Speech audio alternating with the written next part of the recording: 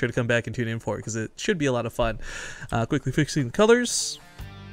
Looks like the teams did fix themselves for this game, though, which is nice. So, spawning here in the top right corner of Crystal Pools. They are down 1 at the moment in the losers bracket. We'll see if they can turn it around. It's going to be Team Ryung Farts with the pink Terran Ryung and, of course, the red Zerg Impact.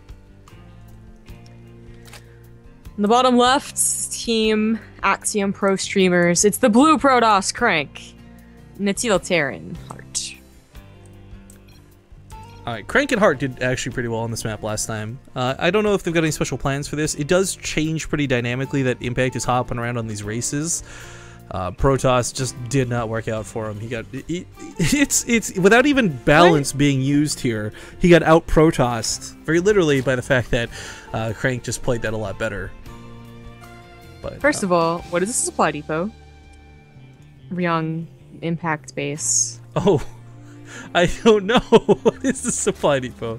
Second of all, this is like he got halfway to the wall and decided to play sort of economic. No, what? Whatever, okay, man. You know what? Actually, what's kind of cool. This might be messing with a scout. Like if the Overlord comes to the base, you'll see nothing here, and that looks weird. And if there's a probe at the front of the base, he sees no wall off, so again it looks weird. But I just can't. The probe just goes in. Right, exactly. There's no way this doesn't get scouted. So I mean, this only screws with like something like Overlord scouting, which their opponents don't have. So I don't know why he would do this. Yeah, it's weird. But the second thing I want to bring up was that last game, it looked like Impact's really trying very hard to get to like this mid game with his Protoss. You know. Like, he might let his partner go for aggression, and they might do some sort of aggression, but it looks like his game plan is like, if I can get Protoss and I can get like this big army, I'm gonna do okay. And it doesn't happen. He loses to a cheese, or just loses. He's like, okay, back to Zerg. This time, you know, I'll be prepared for like the early and mid game, because I'm Zerg, and like I'm kind of strong at that point. And then they just die anyways. Like, it's not, this, I feel like despite being in the semifinals, quote unquote, like, Impact and Ryung have had bad luck. I really wish I knew what Ryung was saying right now, because it's kind of like, did you see my barracks? Look at it, it's right there. They're both like, yeah, we see it. Good James. James, I'll give you $10. Translate everything that happens. I actually tried to get James for tonight, but he has like an interview or something tomorrow morning, so he wasn't going to be available because he wanted to go to bed like super early and all that. Real jobs? No. Right? Okay, well, the Reapers are an interesting choice. There's the back way into the base, so 2-Rax Reaper could hurt Heart quite a bit here. No. It's just revenge. Oh, okay, yes, that as well. Yeah. Tactical no, but seriously, aside. This is really good because Heart once again went for this 14cc, which seems to be his second game, like your 1-up. That seems to be his game plan. It's what he did in the last time, and he got cheese through it. That was like the, I forget what it was. Oh, Cannon Rush. That's right, Cannon Rushing in the Baneling Fest. Like, he lost that game, so I don't know if you're able to hold on here again, especially with that Reaper Cliff being so abusive. Ryan, what are you doing? Checking the front. Is he just... What? I don't know why he's not attacking the SCVs. Yeah, he's taking a face fight with Stalkers. I guess try to draw them away so the Lynx can break down the wall, maybe? I think he really wanted to try and break down the wall. I mean, if the Reapers can do great micro, technically they can take on like a Marine and a Stalker, but instead they do poor micro, and they both die. Ryung's control, lackluster to say most. It's one of these things too where I look at this and you're like, did he forget it's 2015 and Reapers don't have the C8 detonation charges anymore? Like, was he hoping to come in and blast open a building for his team? Look at Heart's base. Look at Heart's SCV line. Untouched. Right. Yeah. And that's where the Reapers spawn. That's what, look, there's the Reaper Cliff. How did none of them die? He's going 3-Rax Reapers. I mean, well, someone's using the high ground this game. Good. You know what it's gonna be? Is it gonna be like, you know, that, the calm before the storm, alright? You think you dealt with the Reapers because you killed 2 of them. And then 7 come, and you're like, oh god. Mind games.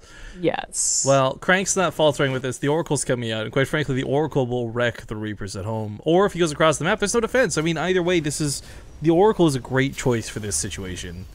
In every single way, Heart and Crank are winning this, unless there's some really nice aggression or like an all-in coming from the other team.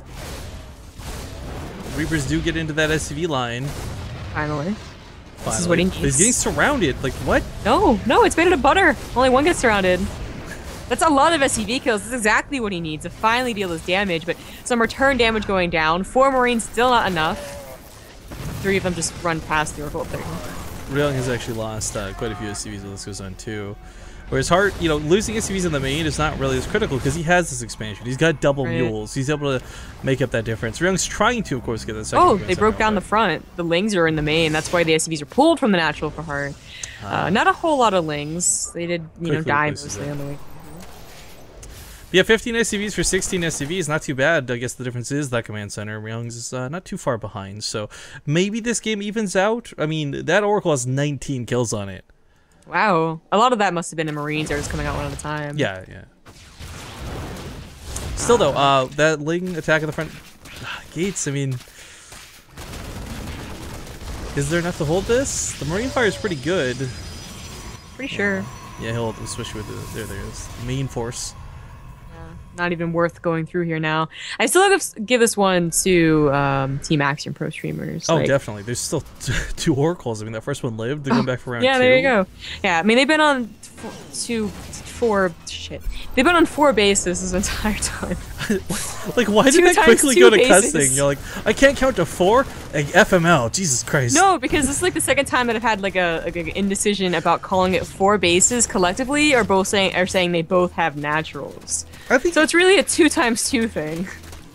Well, I think it's, you know, we're casting a team game, so bases are bases for the team. They're on 4 bases, and the other team is only on 3 bases. There you go. I mean, you also have to take in consideration that for Zerg, that other base is like that's kind of a given. They'd want to be on 3 base by now. Yeah. Well, Impact's making a lot of cool moves while this goes on. The Oracles haven't exactly devastated the game like I thought they might. In fact, loses one right there. Command Center is going to get the gold base going, so Ryung's income will pick up. It's quite frankly garbage right now, but that'll get fixed here in a second. But Impact's the one who looks like he's going to be carrying this game. I mean, we got Banelings on the way, we got Mutalisks on the way, we got a lot of really good anti-Terran stuff coming out, but how do we deal with Crank? And that's where Ryung's going to really have to come into the game. And sadly, with what he has, is nothing he can contribute just yet. Yeah. Crank's army supply very low. He is teching. He's getting an upgrade. He's going up to a Robo. I wonder if he's going to go into Phoenix Colossus. We've seen a lot of Phoenix, so I wouldn't be too shocked if he justified that. Double Forge Colossus. The Phoenixes are going to be helpful, not because they're dealing with whatever issues of the Colossus, but because we do have Mutas on the way for impacts. It's going to be scary. We have some folks coming here towards the end of the tournament asking whatever happened with Seed and Horror. They didn't show up, guys, so they got disqualified. Why take that base impact and not the one that's all safe and comfy behind your natural? That's a great question, Zombie Grum. I thought, like, I was gonna say how great of a plan it was, because typically, like, Terrans have a better, I guess, like, you know, defensive position whenever they take a gold base or whatever, but, like, bunkers are good, I guess. Maybe there's 2 thought processes to this. One is Ryung called dibs. The other is maybe this has been left out because he knows it's going to be harder to take a base later on. He wants a safer base for the late game. I mean, we have seen this go to low econ macro games several times today. I'm not saying that's the case for sure, but it's a possibility. I feel like it's a stretch. I'd usually agree in 1v1, but in 2v2s, I feel like just like get as much money as fast as possible. Yeah, I don't know. It's weird. The safest way possible. It's the nice thing about 2v2s. Like, it is going to be weird. It's strange, but the Mutalisks are certainly not numerous enough to take on this army, especially with the Phoenix to guard this. I mean, everything here is anti-Mutalisk. Marines and Phoenix, all you need is a Thor, and it's like super anti-Mutalisks. But what does Ryung go for on this? Lots of Marines himself, a couple tanks. I don't know. I don't think the Marines are going to be what cuts it this game. Well, tanks will be helpful. Well, Hart's got the upgrade lead too, so I mean, like, Marine fight versus Marine fight. Hart takes that fight every time. Yeah, it's just gonna be shuffled along. I'm one of the Marines now! Yay! Oh, it's like their pet dog. I'm so sad right now. Oh, that's actually way cooler. It's like the bomb squad dog, you know, the sniff for the Oh, it is the bomb. Well, it is the bomb. It's the bomb, comma squad dog, so I guess. Okay, well, Payload or whatever you want to refer. That's his nickname too. They call him Payload. The Overlord's here. I don't know why there's so many spread out in one position. That was not a tactical advantage to scout, but he loses like 6 Overlords. Rather than go home to defend, they are rolling across the map. Ryung, of course, leading the charge here with his Marines. just a couple of hearts. If Heart turns this around, though, Heart actually in a bit of a funnel. This is really unfortunate. Colossus! Yeah, Ryung set it back up. That Colossus is going to be a little much. He wins the Marine fight, though. That shouldn't have happened. Not with that upgrade disadvantage, but Heart bled so many out on the retreat. We got those links coming through now, too. He might just Baneling bust through the wall and try and push through. And quite frankly, with one Colossus, two Colossus maybe, the Zergling should be able to win this fight more than the Marines will. Oh, a tank Heart fire. finally decides what to do with that Marine medevac army, by the way. Loads them up again, and we'll go for that main. And something to protect it. No, Well, if the Marines are position intercept, if he sees this... Oh, Ryung, please. Pick up those medevacs. Focus fire them down. Ugh. Nice That pushback. was so dangerous. Just leave the 6 Marines to die. Oh. This is an anti-Zergling clip. This is so sick. Forgive. This is so dangerous. Stop. Alright, so the drops aren't working out, but they brought the army back. If the drops had been able to successfully unload, they would have taken on that army of Ryung, so it was a little scary. I gotta say, this is... When it was like 1 or 2 Colossus at most, this looked really good for Ryung farts. But now that there's tanks mixed in, that there's gonna be 3, possibly 4 Colossus out by the time the attack actually goes down, I'm feeling a little bit better for Team APS.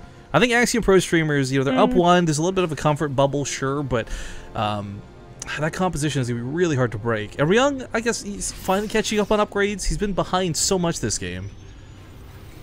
I don't know, I still feel good for Crank and Heart. Combined, I think their army supply is... Well, never mind. Big army swell for Ryung and Impact right there, so I'm not sure. But just like the Colossus, you know, we saw them before a couple of matches ago on this map specifically, and they were the Kingmakers. They were at 1 out, but 1820 mutas on the way for Impact might have something to say about that. You know, not curious. Who was it?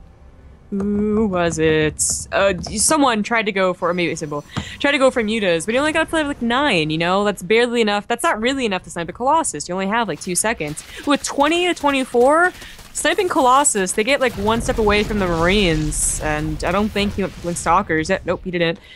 Like, they're going to be able to help out so much. Well, nice to nail that base. Today I learned something new, though. I didn't realize that the Colossus were so tall. They actually are taller than the scan that scans them. You know what I learned? High Templars and Dark Templars can combine. Yeah, make an Archon. I had no idea. I thought it was like, you know, you had to stick to it.